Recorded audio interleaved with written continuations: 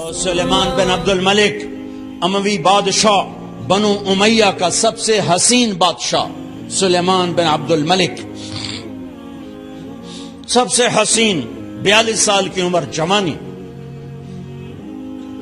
اس کی میت کو قبر کے قریب کیا گیا تو ہلنے لگا تو اس کے بیٹوں نے کہا ہمارے ابا زندہ ہیں. وہ سکتہ ہو گیا ہے، زندہ ہیں.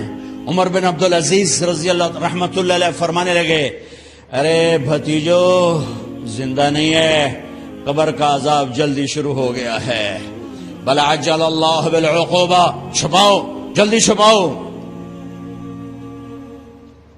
عمر بن عبدالعزیز جس تخت پر بیٹھے اس پر سلیمان تھا، اس پر ولید تھا، اس پر عبد الملک تھا. ان تینوں نے اپنے من کو راضی کیا، عمر بن عبدالعزیز نے اپنے رب کو راضی کیا. جب عمر بن عبدالعزیز کا وقت آیا مرنے کا تو انہوں نے بلایا رجا بن حیوہ سے، فرمایا کہ میں نے عبد الملک بن مروان چاچا بھی تھے، سسر بھی تھے، ان کی بیٹی فاطمہ سے شادی ہوئی تھی. میں نے اس کو قبر میں اتارا، کفن کی گرہ کھول کے دیکھا تو اس کا چہرہ قبلے سے ہٹ چکا تھا، رنگ کالا سیاہ پڑ چکا تھا. عبد الملک بن مروان گورا چٹا تھا، یہ جگہ سرخ تھی، کالا. پھر میں نے ولید کو قبر میں اتارا، اس کا بیٹا 10 سال حکومت کی، اس نے 21 سال حکومت کی، اس نے 10 سال کی، ولید بن عبد الملک. میں نے اس کے کفن کی گرہ کو کھول کے دیکھا تو اس کا رنگ سیاہ ہو چکا تھا اور قبلہ کی طرف سے چہرہ پھر چکا تھا. پھر اس سلیمان کا واقعہ تو ابھی سنایا. پھر اس سلیمان کو قبر میں اتارا اور اس کے کفن کی گرہ کو کھول کے دیکھا تو اس کا چہرہ قبلے سے ہٹ چکا تھا. اب میں جا رہا ہوں، مجھے دیکھنا. پہلے تینوں نے حکومت کی پوجا کی اور عمر بن عبدالعزیز نے اپنے اللہ کی پوجا کی. انہوں نے ایک بڑا عجیب خطبہ دیا جب خلیفہ بنے. اے لوگو، بچپن میں شعر و شاعری کا شوق تھا تو میں شاعر بنا. تھوڑا سا اٹھان ہوئی تو علم کا شوق لگا، میں نے علم حاصل کیا. جوان ہوا تو فاطمہ بنت عبد الملک سے عشق ہوا، میں نے اس سے شادی کی. اب اللہ نے مجھے حکومت دے دی ہے، اب تم دیکھو کہ میں اس سے اپنے اللہ کو راضی کروں گا. ہمارے حکمران تو ووٹ سے آتے ہیں اور چلے جاتے ہیں 4-5 سال کے بعد. ان کی وراثت میں حکومت آ رہی ہے اور 3 بر اعظم پر حکومت ہے اور ایسا روب دبدبا ہے بنو امیہ کا، کوئی ان کے سامنے سر نہیں اٹھا سکتا. اور یہ بندہ 2 سال 2 مہینے 3 بر اعظم میں زکوٰۃ لینے والا کوئی نہ بچا، 3 بر اعظم میں سوال کرنے والا کوئی نہ بچا، 3 بر اعظم میں ظالم کوئی نہ بچا، 3 بر اعظم میں مظلوم کوئی نہ بچا. لیکن خود کیسا رہا؟ گھر آئے، فاطمہ بڑے اچھے دن گزرے ہیں، اب امتحان ہے، میں تیرا حق نہیں ادا کر سکوں گا. طلاق لینی ہے، میں حاضر ہوں. ساتھ دینا ہے تو میرے اپنے حق معاف کرو، اپنے حق معاف کرو. فاطمہ جیسی عورت انسانی تاریخ میں کوئی نہیں آئی سیاسی لحاظ سے. سیاسی دادا مروان بادشاہ، باپ عبد الملک بادشاہ، بھائی ولید بادشاہ، دوسرا بھائی سلیمان بادشاہ، تیسرا بھائی ہشام بادشاہ، چوتھا بھائی یزید بادشاہ اور اپنا خامند بادشاہ. 7 نسبتوں سے یہ عورت شہزادی ہے. کائنات انسانی تاریخ میں اتنی بڑی عورت کوئی نہیں آئی. سیاسی. فاطمہ کہنے لگیں عمر، میں نے سکھ کے دن تیرے ساتھ گزارے ہیں، دکھ میں تجھے چھوڑ کے نہیں جاؤں گی. جو میں نے اپنے سارے حق معاف کیے. پھر حضرت عمر بن عبدالعزیز کی راتیں اور دن کیسے گزرے؟ فاطمہ بنت عبد الملک فرماتی ہیں 2 سال 2 مہینے میں وہ میرے بستر پر میرے ساتھ نہیں لیٹے، انہیں غسل کی ضرورت نہیں پیش آئی. مصلے پہ بیٹھتے اور روتے وہیں سو جاتے اور روتے وہیں سے اٹھتے. پر 3 بر اعظم میں ظالم کوئی نہ بچا، مظلوم کوئی نہ بچا، زکوٰۃ لینے والا کوئی نہ بچا. بھکاری بھیک مانگنے والا کوئی نہ بچا، 3 بر اعظم کو ایسے صاف کر دیا۔ یہ فیصلہ آباد بھی ان کی حکومت میں شامل تھا، چونکہ ملتان وہ بمبئی تک اور ملتان دیپال پور تک یہ سارا علاقہ ملتان میں آتا ہے، اور محمد بن قاسم نے ملتان فتح کیا ولید کے زمانے میں۔ اپنی حکومت کو اللہ کی رضا کے لیے استعمال کیا۔ کیسے استعمال کیا؟ سارے مال فاطمہ کا سارا زیور بیت المال میں ڈال دیا، تنخواہ پہ آ گئے، عید کا موقع آیا، بچوں نے ماں سے کہا، 12 بچے تھے، بچیاں 12 بچے بچیاں، ہمیں کپڑے لے کر دو، عید آ رہی ہے، ہر آدمی اپنے بچوں کے لیے کپڑے لے رہا ہے۔ ہمارے بچے بھی کہہ رہے ہیں کپڑے لیں، جاؤ بھائی لو۔ فاطمہ کے پاس عمر 3 بر اعظم کے بادشاہ کے بچے آ رہے ہیں، ماں جی عید آ رہی، کپڑے تو لے دیں، ابا سے کہیں کہ ابا سے بات کرتی ہوں۔ ابا تشریف لائے، خزانے لبالب بھرے ہوئے گندم کے ڈھیر کی طرح، کہ امیر المومنین بچے کپڑے مانگ رہے ہیں۔ فاطمہ میرے پاس تو پیسے نہیں، میں کہاں سے کپڑے لے کر دوں، میرے پاس تو پیسے کوئی نہیں۔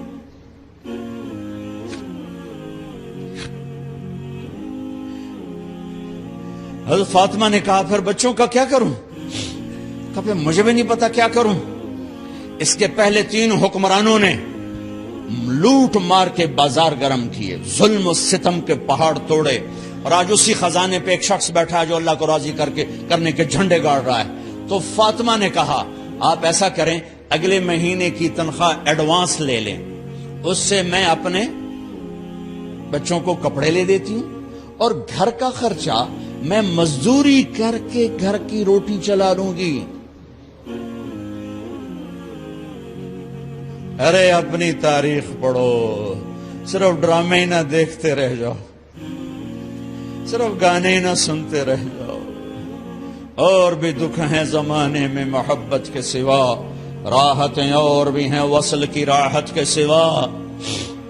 انہوں نے اپنے بلایا وزیر خزانہ مزاحم، اپنا ہی غلام، ہاں بھائی مزاحم ہمیں بچوں کے کپڑے چاہیے، تو اگلے مہینے کی تنخواہ ایڈوانس مل جائے۔ وہ کہنے لگے امیر المومنین آپ مجھے لکھ کر دے دیں کہ آپ 1 مہینہ زندہ رہیں گے، میں آپ کو تنخواہ دے دیتا ہوں۔ عمر بن عبدالعزیز سر جھکایا، اپنی تاریخ تو دیکھو،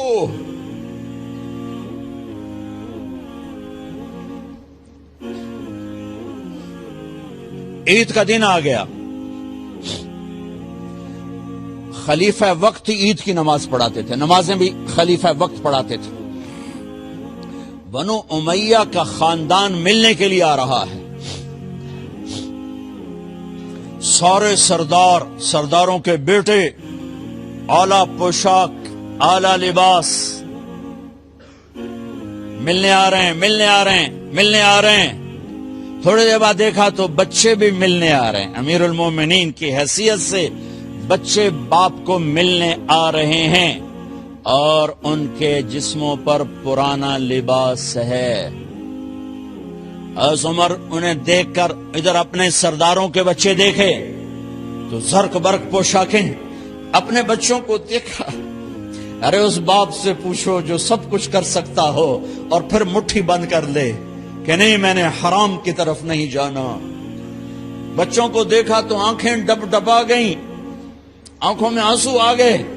فرمایا میرے بچوں آج تمہیں اپنے باپ سے گلہ تو ہوگا کہ آج ہمارے باپ نے کپڑے ہی نہ لے کے دیے۔ ان کے ایک بیٹے ہیں عبد الملک، ان سے بھی 4 رات آگے تھے، ان سے پہلے ہی فوت ہو گئے تھے۔ کہنے لگے ابا جان آپ کو مبارک ہو، آپ نے قومی خزانے میں بددیانتی نہیں کی ہے، آپ کو مبارک ہو۔ آج ہمارا سر بلند ہے، ہم شرمندہ نہیں ہیں، ہم شرمندہ نہیں ہیں۔ انسانوں کو کپڑوں پہ نہیں تولا جاتا۔ آج کا میرا دیس کا مالدار اتنا فقیر ہو گیا ہے، اتنا چھوٹا ہو گیا ہے کہ وہ اپنا تعارف کروانے کے لیے 50 لاکھ کی گھڑی لیتا ہے، 6 لاکھ کا جوتا لیتا ہے۔ آج کی بیگم اتنی چھوٹی ہو گئی ہے کہ اپنے قد کو بڑا کرنے کے لیے وہ 10 لاکھ کا ہینڈ بیگ لیتی ہے کہ دیکھو میرا بیگ 10 لاکھ کا ہے۔ ارے میری بہن، تو 10 ٹکے کی بھی نہیں رہی اگر تو نے بیگ سے اپنے آپ کو بڑا بنایا۔ او میرے دوست، تو 2 ٹکے کا نہیں ہے اگر تو 10 لاکھ کے جوتے اور 50 لاکھ کی گاڑی سے، 50 لاکھ کی گھڑی سے اگر تو بڑا بننا چاہتا ہے۔ ارے اس دھوکے سے نکلو۔ برینڈڈ کہاں جا رہے ہو؟ جب تم اپنی ذات میں بے قیمت ہو تو رب ذوالجلال کی قسم، تمہاری گھڑیاں، تمہارے بیگ، تمہاری گاڑیاں، تمہارے بنگلے تمہاری عزت کو بڑھا نہیں سکتے۔ ابا جان، آج ہمارا ساڈا ایتھے سر آ گیا، سانو آج ساڈی عید ہو گئی کہ ساڈے ابے آج خیانت نہیں کی تھی۔ آج ہم خوشی سے بلند ہیں کہ ہمارے باپ نے بددیانتی نہیں کی۔ گھر میں تشریف لائے، کہنے لگے فاطمہ کچھ پیسے ہیں، میرا انگور کھانے کو جی چاہ رہا۔ بس فاطمہ رونے لگی۔ فرمایا امیر المومنین، خزانہ تو بھرا پڑا ہے، 1 درم کا بھی تیرا حق نہیں ہے کہ تو 1 درم لے کے انگور خرید لے۔ تو تھوڑا پٹھے، فاطمہ میں جہنم نہیں برداشت کر سکتا۔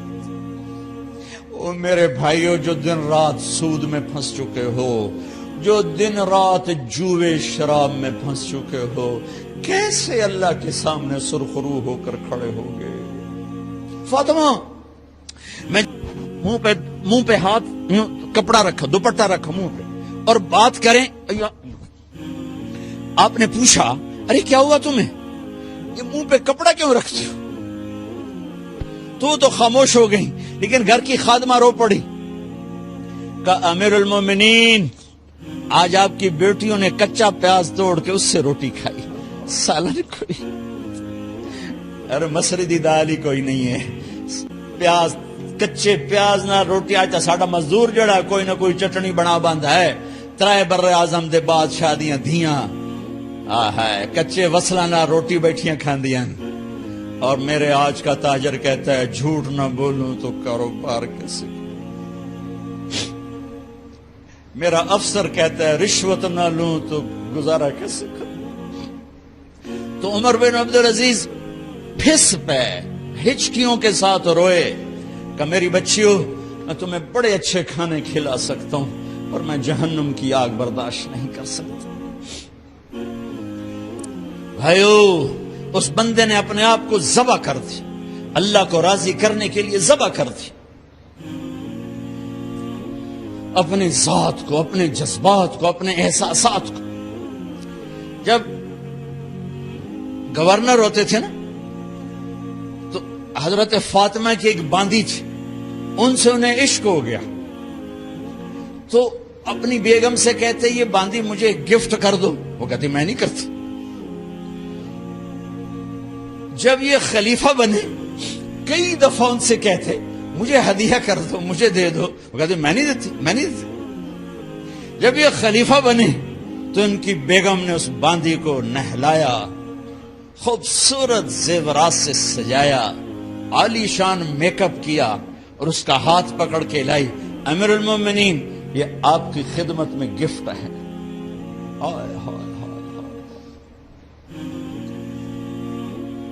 اس کو یوں دیکھا، فرمایا کہاں سے آئی تھی؟ کہا جی عبد الملک نے کوفے سے مجھے زبردستی اٹھوایا تھا، تو 2 آدمی بلائے کہ جاؤ اسے اس کے مالک کے پاس واپس بھیج دو۔ وہ کہنے لگی این وجدک علی یا امیر المؤمنین،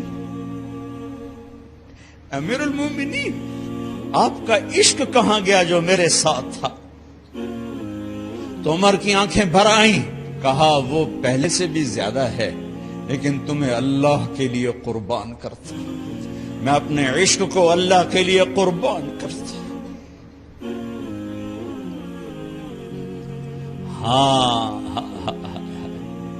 اب اللہ نے صلہ کیا دیا، جب انتقال ہوا ہونے لگا تو بلایا رجا کو، جو میں بات پہلے چھوڑ کے ادھر ان کی تھوڑی سیرت بتائی کہ رجا اب میں مرنے لگا ہوں۔ عبد الملک کالا ہو گیا تھا، ولید کالا ہو گیا تھا، سلیمان کالا ہو گیا تھا۔ یہ کیوں کالے ہوئے تھے؟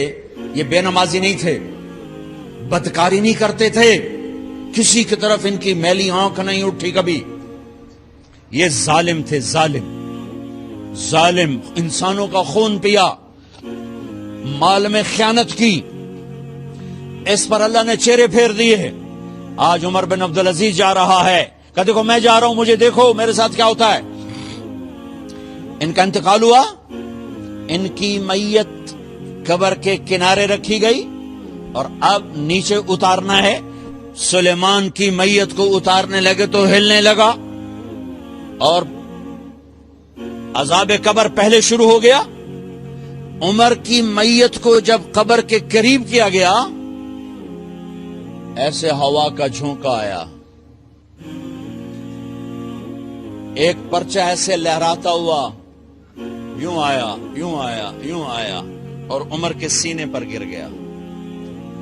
لوگ کٹھے ہو گئے، پرچے کو کھول کے دیکھا گیا تو اس پہ لکھا تھا بسم اللہ الرحمن الرحیم، براءۃ من اللہ لعمر بن عبد العزیز من النار۔ یہ پروانہ ہے اللہ کی طرف سے اس کے بندے عمر کے لیے کہ اسے جہنم سے نجات کی خوشخبری سنا دی جائے۔ آہا، مرنا ہو تو یوں مرو، اللہ ایسی موت دے دے۔ کہتے ہیں پھر میں نے ان کو قبر میں اتارا، جب قبر میں اتارا تو کیا دیکھا؟ میں نے کفن کی گرہ کھولی تو چہرہ قبلے کی طرف فٹ اور یوں لگا جیسے 14ویں رات کا چاند قبر میں اتر آیا۔